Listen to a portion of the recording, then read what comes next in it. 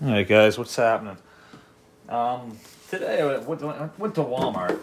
I usually don't go to Walmart because I'm really not a big fan of the store, to be completely honest with you. Not too big into corporate. It's a Beatles album. I try to support local if I can.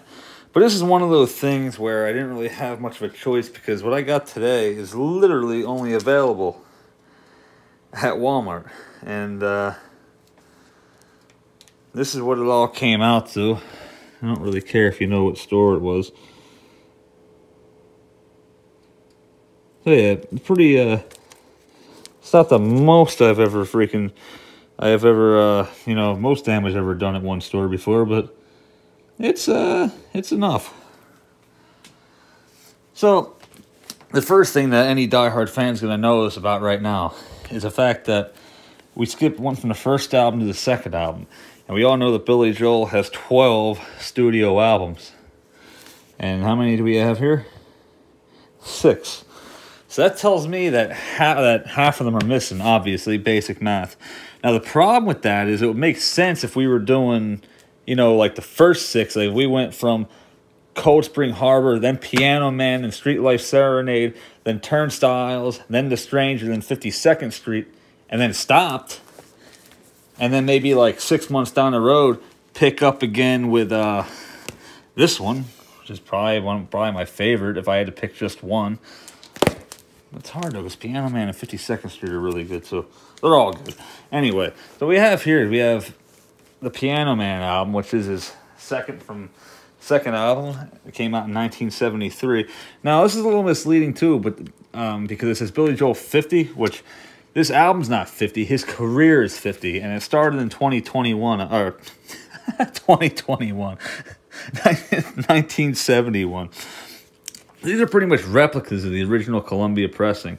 Now, I was going to open these up today, but I'm not. I think what I'm going to do is I'm going to grab a second copy of each one as I can get them. They only had one copy of Glass Houses, and I got it. I was very happy about that. I thought I missed the boat there. But this one here is pressed on tan swirl vinyl. Now, as much as I'd love to open these up, and I was really considering it about showing them, I probably should. I really should. But at the same note, I bought these for more collector's purposes because I'm a diehard fan. And I'll probably hang these up right under the original Columbia pressings, and in the case of Cold Spring Harbor, Family Productions pressing. And let's keep it on display. And who knows, if I manage to get my hands on a copy of each one again, then absolutely I'll open them up for you. But for now, they're going in these plastic sleeves. And they're just going to be collector's items. And I feel like I'm making the right decision because if I open them up, there's no guaranteed I'm going to be able to find another one, locally at least, without going all over the place. It would probably be a lot cooler if I did open them, though. We got The Stranger. This is most people's favorite one. I love The Stranger too, don't get me wrong. I cannot take that away from him, how good it is. It's technically his masterpiece work, between this and Glass Houses. Now, this one here is pressed on gray swirl vinyl. Now, I'm not sure what the sound quality is going to be like on them. That's another thing too. Like, these are more just nostalgic, just because they're cool. But I am very, very curious. It's taking everything I have not to open these up and look at them, because I really want to. This one's going to go in its plastic sleeve. And it's going to stay there for quite some time. So I think the original ones I'll keep sealed, and if I find another copy of each one at another Walmart, or when I go back to mine, if they restock them, I'll pick them up like 1 or 2 at a time. And when I get them all, if I get them all, then yeah, I'll open them up. But I want to keep at least one sealed for collector's purposes. 52nd Street. I always did love this record. And it's really hard for me to pick just one Billy Joel album as my favorite, because I often say Glass Houses, 52nd Street, and Piano Man are all right there. This one's pressed in blue swirl vinyl. I'm very curious to see it. And like I said, this is an exact replica, at least seemingly so. Oh yeah, seemingly so, of the original Columbia release. if you want to take a look at it, you can pause it. You can actually get the lyric to each song on the album. But yeah, excellent work. This is his jazzy, like jazz-fused album. Awesome work.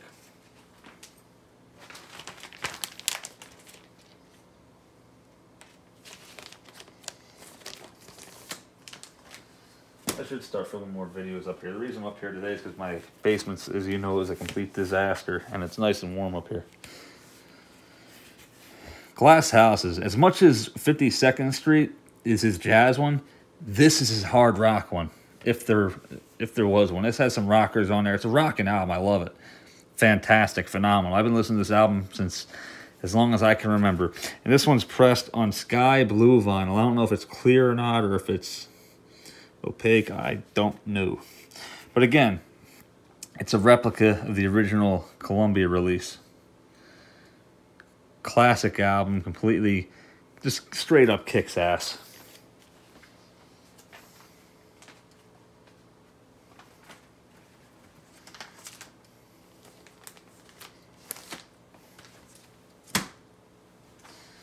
The 1950s doo-wop throwback album.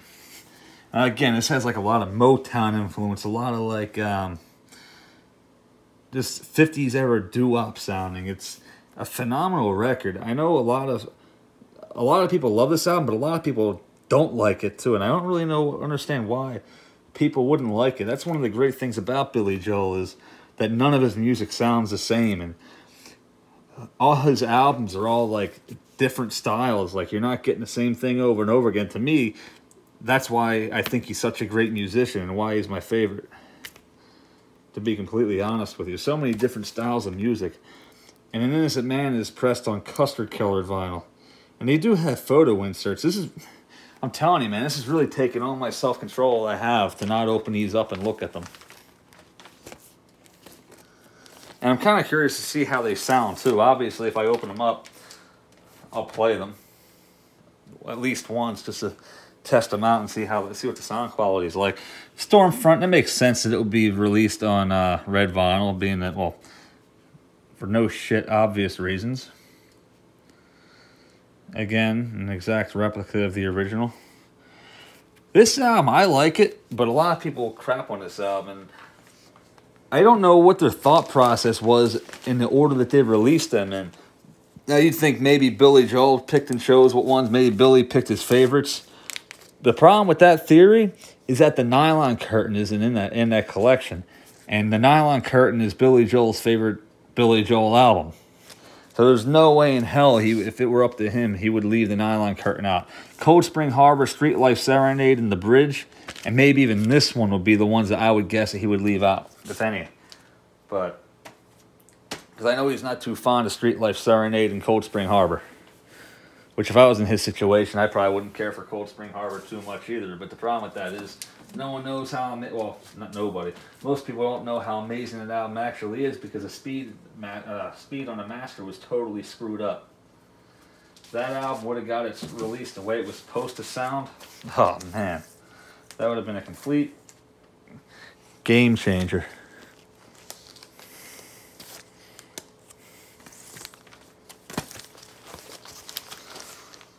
So yeah, that's all I got for now.